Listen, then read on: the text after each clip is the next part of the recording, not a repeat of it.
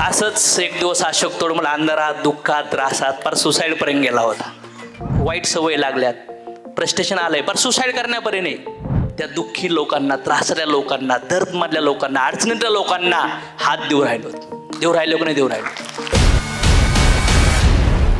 Helping the weak will make you strong. आपण एक game demonstration बघूया. बघायचं, लोकांना मदत केल्यामुळं तुम्हाला असं वाटतं का आपला फायदाच होणार आहे, आपला लॉस नाही होणार. बघा हे आता मी लायटर तर कधी वापरले नाही बरं का, सिगरेट कधी पिलोच नाही आपण. चालू आहे, हे पण चालू आहे. आहेत का पॉझिटिव्ह आहे का आपण एकदम. तर आज मार्केटमध्ये कधी लोक निगेटिव्ह असतात, कधी लोक दोन्ही टाईपचे लोक आहेत. कधी कधी होऊ शकतं हा माणूस चार्ज आहे, पण कधी कधी अशी सिच्युएशन येते की आयुष्यामध्ये काही रिलेशनशिपमध्ये इश्यू येतात, कुठंतरी आयुष्यामध्ये कधी आरोग्याविषयी चॅलेंज येतात, कधी कधी नातेसंबंधामध्ये बिघाड होतो, कधी कधी निर्णय चुकतात, त्याच्यामुळं माणूस कधी कधी अपयशी होतो, कधी कधी पार्टनर चूज रॉंग होतो, कधी कधी रॉंग बिझनेस चूज केले जातात, त्याच्यामुळं कधी लोन्स होतात, कधी अपडेट होत नाही, पगार वाढ होत नाही, नोकरी मिळत नाही, मुलं चुका करतात, पत्नी नवरा मनासारख्या गोष्टी होत नाहीत, कधी पेरेंटची इश्यू, कधी हजबंड वाईफची इश्यू, कधी सासू सासऱ्यांचे इश्यू, कधी सुना सासऱ्यांची इश्यू असतात का नसतात.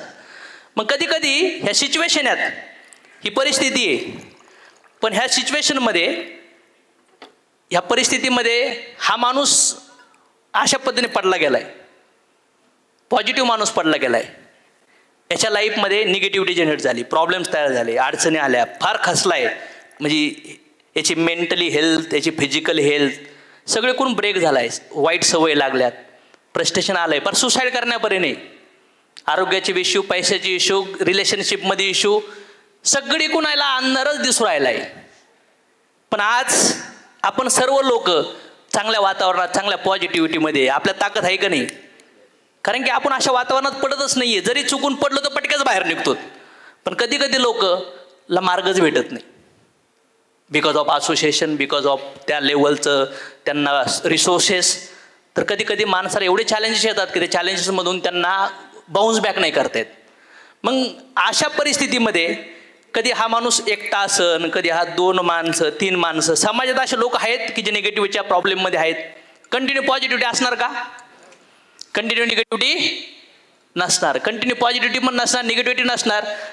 किती जणांना असं वाटतं समाजामध्ये असे घराघरात लोक आहेत जे शारीरिक आरोग्याविषयी फाईट करतायत, जे रिलेशनशिपमध्ये फार दुःखी आहेत, स्टुडंट त्याच्या अभ्यासामध्ये फोकस करून राहिला, रॉंग ठिकाणी त्याचं ॲडिक्शन झालंय, तो एकाग्र होत नाही, पेशन्स संपलेत, बायकोच्या अपेक्षा, नवऱ्याच्या अपेक्षा, आईबापाला वाटतं वेगळंच करायला पाहिजे, समाजाला वाटतं वेगळंच करायला पाहिजे, घर घ्यायचे, गाडी घ्यायचे, सगळे चॅलेंजेस तयार होत आहेत. तर अशा सिच्युएशनमध्ये जेव्हा मार्केटमध्ये लोक अटकतात, लोक टेन्शनमध्ये, लोक त्रासात आहेत, तर मला असं वाटतं as a leader, as a human being म्हणून आपण या समाजात आपली लाईट शेअर केली पाहिजे.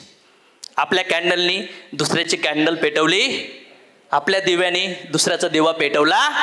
पॉझिटिव्हिटी स्प्रेड केल्यामुळं कमी होती का वाढती, वाढती का नाही वाढत. मग अशा सिच्युएशनमध्ये ह्यो माणूस आहे, ह्यो माणूस निगेटिव्ह झोनमध्ये गेलाय, पेटतोय का, बिचारा थरडकतोय, संघर्ष करतोय, बरेच प्रयत्न करतोय, एकट्याला चार्ज होता येत नाही, परिवार सपोर्ट नाही, मेंटली डाऊन झालाय, हजबंड सपोर्ट करत नाही, वाईफ सपोर्ट करत नाही, कोणी समजून घेत नाही, लोनवाले लोक सगळे कोणी त्याला चॅलेंजेस. तर अशा सिच्युएशनमध्ये या समाजात जे दुःखी लोक आहेत, ह्या दुःखी लोकांनाच जर आपण जाग केलं, यांच्यात जर जोश जुनून भरला, यांच्यात जर पॉझिटिव्ह एनर्जी दिली, तर मला असं वाटतं आपण यांना काहीतरी सपोर्ट करू शकतो. काय वाटतं तुम्हाला, करू शकतो का नाही करू शकत, होऊ शकतं का नाही. काय झालं, किती जणांना वाटतं साथीची गरज आहे, सपोर्टची गरज आहे. काय याचा फायदा काय आहे, जर आपण यांना चार्ज करतोय तर हे स्वतःच्या हिमतीवर बघा, चार्ज होऊ राहिले का नाही, चार्ज होऊ राहिले. पण ज्या क्षणाला तुम्ही यांना सपोर्ट करायला तयार होतात बघा,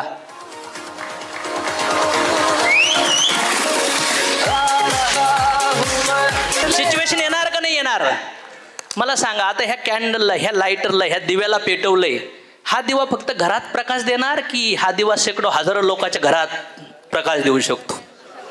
असंच एक दिवस अशोक तोडमल अंधारात दुःखात त्रासात फार सुसाईडपर्यंत गेला होता. मला या इंडस्ट्रीनी, या पॉझिटिव्हिटीनी, ह्या ॲटमॉस्फिअरनी, असोसिएशननी फार 2-3 पिढ्यापासून मी त्या दलदलमध्ये अटकलो होतो. काढलं. माझा दिवा पेटण्यासाठी ना जवळपास 6-7 महिने लागले. किती महिने लागले? 6-7 महिने. 2-2.5 वर्ष मला संघर्ष करावा लागला. पण मी वातावरणाला सोडलं नाही. मी वातावरणाला सोडलं नाही. आता हा माणूस सोडल्यानंतर पुन्हा विजतोय का नाही विजत? विजतोय का नाही विजत? जेवढा मोठा आजार तेवढा वेळ लागतो कव्हर व्हायला. लागणार? असं नाही आहे की तुम्ही एकदा पेटवलं, निगेटिव्ह पडलेला माणूस पुन्हा लगेच चालू होईल. वेळ लागेल त्याला त्याच्यातली क्वालिटी जागी व्हायला. Yes or no? जर त्याच्यातली क्वालिटी जागी करायची असेल आपल्याला तर कंटिन्युअसली तो असोसिएशनमध्ये पाहिजे आपल्या.